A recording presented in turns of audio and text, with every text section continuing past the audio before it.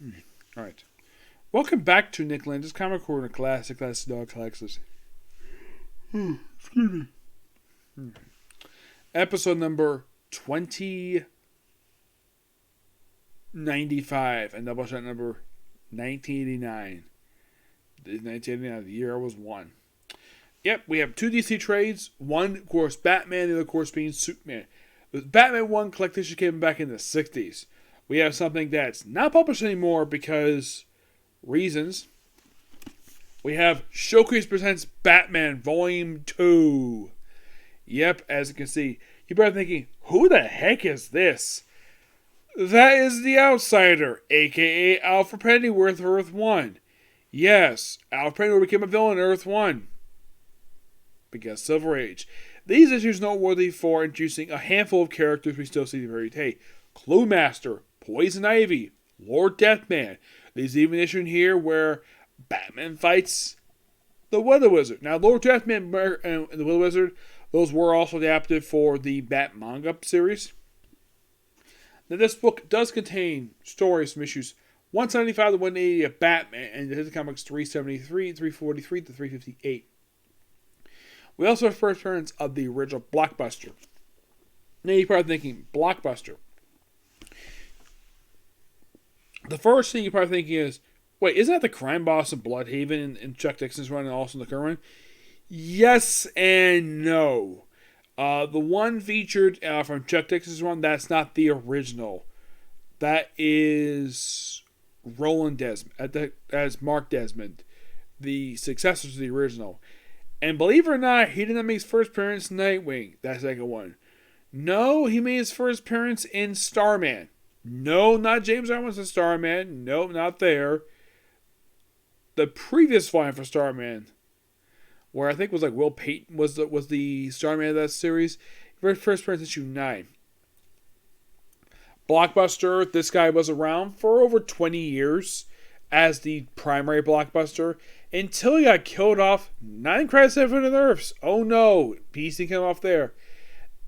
Basically, John Byrne, John Ostrander, and Lee Ween killed him off in the pages of Legends. That's where he died. He died as part of the first incarnation of the Suicide Squad. Well, this book has his debut, not making the first 2 appearances. Most of the issues in here are written by either Gardner Fox, Robert Kniger, with Gil Kane and the artwork, with also even Joe Kubert doing some artwork too. Mostly put the artwork in here mostly by Carmen Fantino, but the interiors are penciled by Sheila Mother, inked by Joe Galita. Yep. Now, of course, also, we have the first issue where Batman teams up with the Elongated Man. Yep, the Elongated Man. 1 of 2 times he appears in these issues. And, of course, like typical Showcase books, it's in black and white. And I enjoy this stuff. I really do. Now, aside from featuring... Oh, yeah, we also debut Poison Ivy. That's in Batman 181. Yeah, Volume 2 gets the first appearance of Poison Ivy. Yeah. Well, now here's also something interesting, though. You probably think, okay, what is the first appearance of Blockbuster? Well, it's from issue 345, and there he is. Roland Desmond. The Mark Desmond, the original Blockbuster. Yeah, 243 is the first appearance. You have a second appearance here, too. Yep. You could say he is basically what Bane was in the 90s. Basically a big hulking brute who Batman fought. And though the big Batman's back, but he did basically take him on. And this, of course, and we also have Batman 177. This issue also featured an appearance by the Elongated Man. He's actually supposed as the big Batman here. The small Batman is actually the Atom. Yeah, this is the end of the story. But still good stuff. I love the artwork here. Just so awesome. Yes. I'm sure Liefeld basically, I've been listening to his podcast recently. He would love talking about Showcase Presents books. Then we have the Racketeers. Such good Silver Age. I love this stuff. It's so awesome. Yep. We're thinking, okay, any other noteworthy stories? Also, a Birdman. No, not the Hanna-Barbera Birdman. Completely different character. This is the appearance in here by the Riddler, Yes, the Riddler. Which, here's a fun fact about the Riddler. Did you know after his debut appearance, he made appearance again for almost 20 years? Yeah, for some reason DC did that. I'm not really sure why. Let me take a look here. What was the first appearance of the Riddler?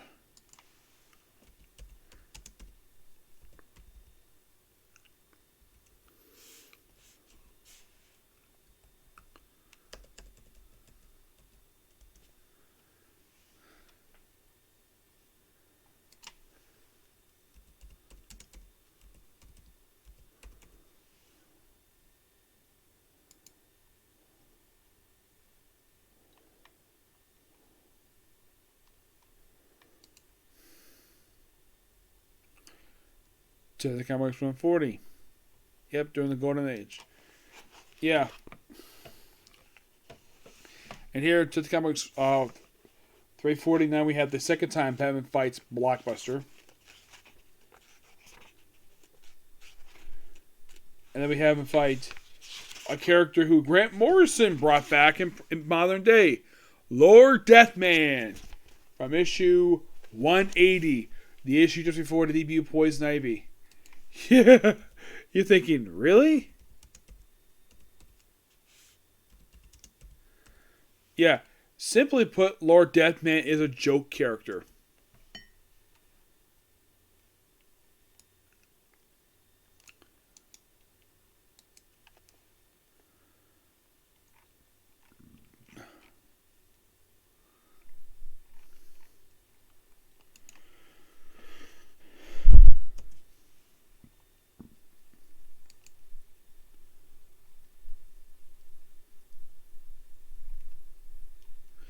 Yeah, this comic here was pretty much his debut. Yep, 180 was definitely his debut. Mm-hmm.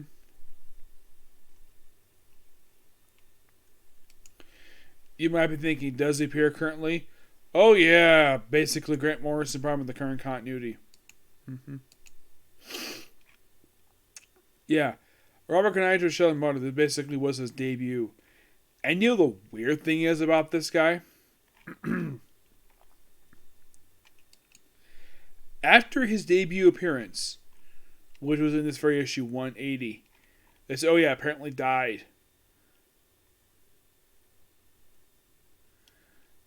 And you're probably thinking, okay, what was his next appearance after he died here? Well, he didn't appear again until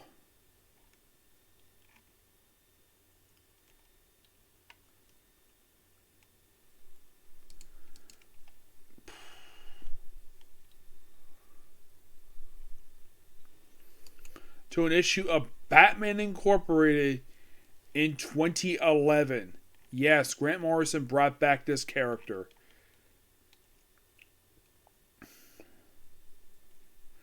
He previously was brought up in Batman Superman number 68, which basically was like a year prior. Yeah.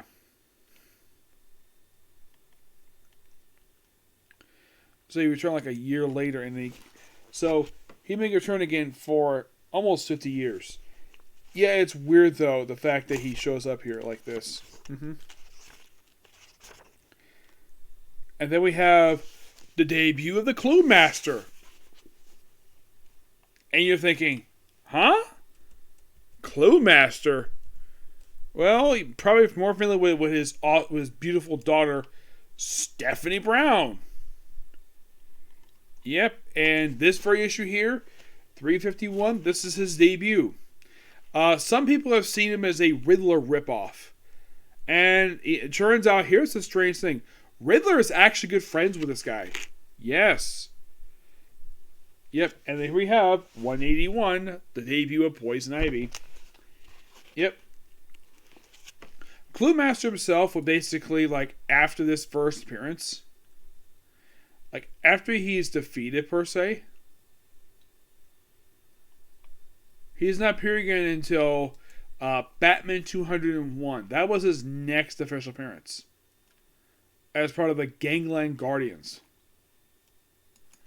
Yeah, that was his next appearance after this one. So that was not even like... Let's see, 66... That was roughly 2 years later. And then after that, he appeared one more time in the 70s, issue 336, and 1981.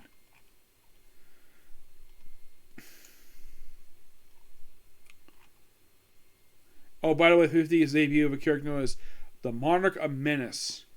And this guy is very weird, to say the least.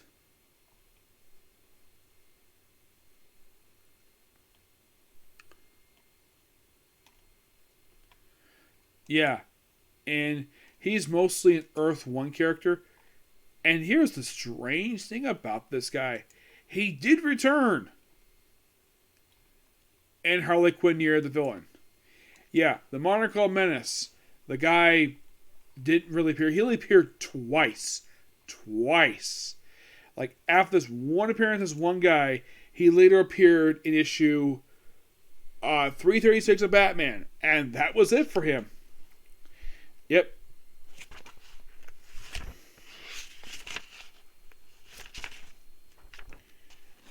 Yeah, like, okay, is there any other first appearances of well-known characters? Oh, look, here's a familiar post how much so many times.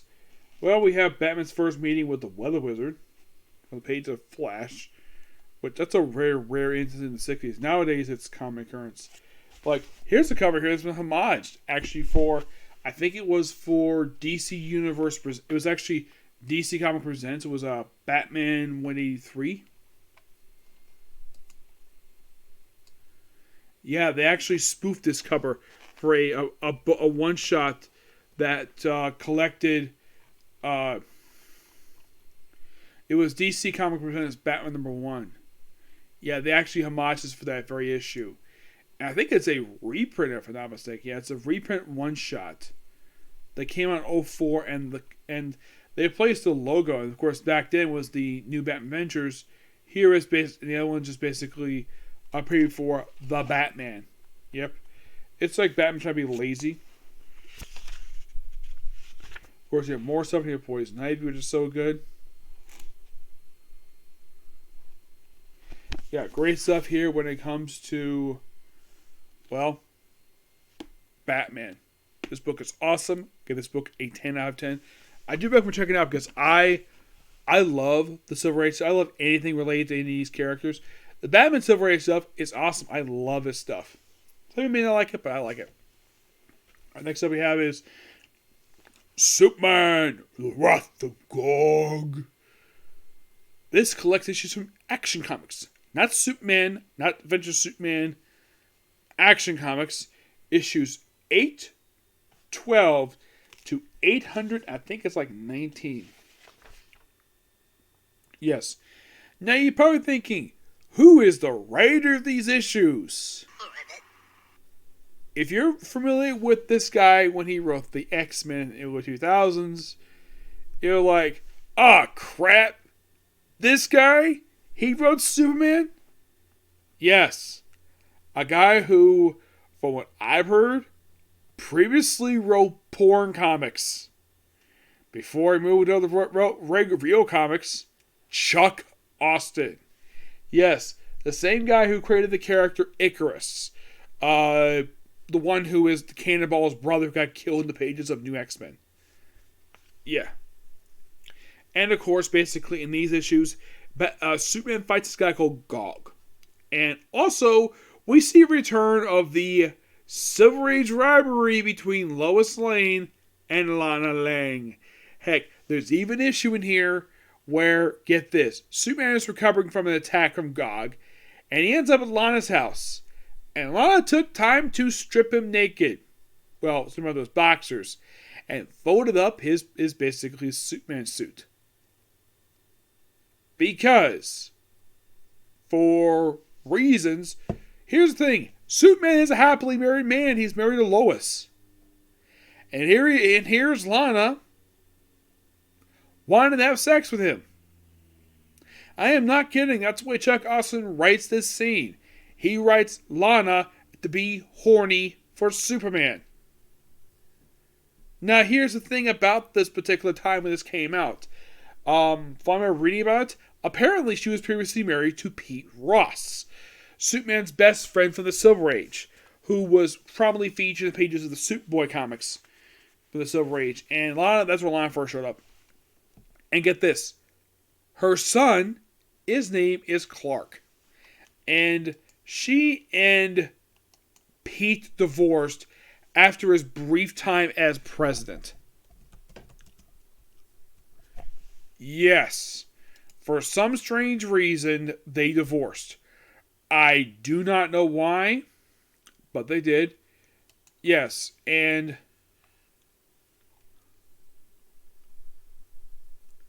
of course her son is named Clark Ross. Clark Peter Ross. And this character, well, his last official appearance was basically in Avengers Superman 647. It was the last time anybody saw this character. Yeah, he didn't die. That was just the last time people saw him. As for why in the world they decided to do this, I have no idea. Yes, and you might be curious though, does Clark Ross exist in the current continuity? Nope. Okay. Does Pete Ross? Yes, he does. You might be also asking this. Did he at one point marry Lana? Nope. As a matter of fact, his appearances have been very scarce. Unlike previously for years, the guy was a prominent character in the Superman comics. Someone whenever goes to Smallville. And this appearance he made in the current continuity. This will surprise you. In 12 years, the guy has only made 5 appearances in 12 years. His first appearance was in Action Comics Volume 2, Number 6. That was the first time he ever appeared in this continuity. Yeah. That was the first time. The first appearance of Pete Ross. And after that, he later appeared in the opening issue of the Villain's Journey story arc for Justice League. That was the next time he was seen. In a flashback. You're thinking, okay, did he appear anyplace else? Well, he did appear in Wonder Woman Giant, number 2. Thinking, okay, what story did he appear in that book? Well, it was a reprint. Yeah, that was basically a reprint. So you could say it's only like 5. Well, we're thinking, okay, what was his next appearance after Justice League? Well, it was in Action Comics 977 for Rebirth. An excellent time for Superman. Yep, he appears in this book as a hologram. And he also appeared in the very following issue. Did he appear once again as a hologram? Yes, he did. But his most recent appearance to date was in the first issue of Doomsday Clock.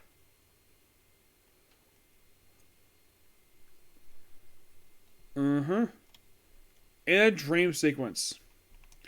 So, if you think about it, Pete Ross, if you don't count the flashbacks or the hologram, he's only appeared once. One physical appearance. And that's basically been it. His smoking hot ex-wife? Well, Lana herself does appear in the current continuity, where she is Superwoman. Yep. Where she is engaged to John Henry Irons, aka Steel. Interesting. Yes. And she has been prominently featured. She's been a good amount in the case of the comics. Like 80 appearances in 12 years, which is awesome. Like, she was a prominent character in Action Comics when Dan Jurgens wrote the book, appearing heavily as a recurring character. She appeared sometimes when Grant Morris wrote the book, or Andy Diggle. Yeah. She was mostly featured in, this is before Rebirth, mostly in the pages of Action Comics. Action Comics, a little bit of Batman, Superman, Wonder Woman, some Superman issues. But yeah, prominently featured in Superman. I'm glad you could basically praise a lot of these writers basically commonly featuring her. as a character. But do you know how many different versions there are of Lana in the comics? There are 4. Yes, there are 4 versions of this character. The first version is from the Earth 2. This is the one who didn't appear until the 80s. But that's not the first time she technically appeared. It was the one from the Silver Age. Yes. Her first appearance was in Superboy number 10. An issue in 1950. That was first when Lana Lang appeared. The whole thing of her married to Pete Ross that happened in the post-crisis continuity. A continuity people want back. Though kind of is now. But the story itself, action-wise, is still pretty good. The problem with this book is we have to revisit the rivalry, the civil rivalry between Lois and Lana. For no apparent reason. Now here's the thing. Clark has politely moved on from Lana. He is with Lois. He is a happily married man. And this, of course, is... I believe this was released in 2004. This is basically just a couple years for Infinite Crisis. And Superman Comics, according to Linkara, was not doing too well, writing-wise, because of Chuck Austin. Batman, on the other hand, he didn't really suffer this very much at all. No, as a matter of fact, his comics have very rarely got... the only miss he's actually had in the last 20 years, in my opinion, I would say his first miss is when Larry Hama wrote the book. Not Ed Brubaker. Brubaker had excellent run running Batman. Detective Comics never had a really bad run, I remember. Well, they had a bad opening issue for run. Well, gross ending, but in the case of Superman, well, he's had his ups and downs over the years. A lot more than any other character of the prominent characters in DC Comics. Batman hasn't had many downs over the years. Not really. He very rarely ever does. I would probably say the recent down he had was probably during the latter half of Tom King's run for Batman. For Detective, well, what about for that book? That book has never really had a bad issue. Not the only kind of bad issues I can think of is probably the Gotham City Imposter storyline, or the opening issue 20 S. Daniels run, which had the Joker's face removed. Aside from that, he's never had really a down period for any comics that I've reviewed or at least read. But I may not be the biggest fan of Superman, but I do enjoy reading his comics. Yep. But yeah, that's going to be pretty much the episode of you. Next episode is going to be Baruto. And then our Comic Corner, and maybe I'll get a chance to do more Spaceship. Okay, next video. Bye.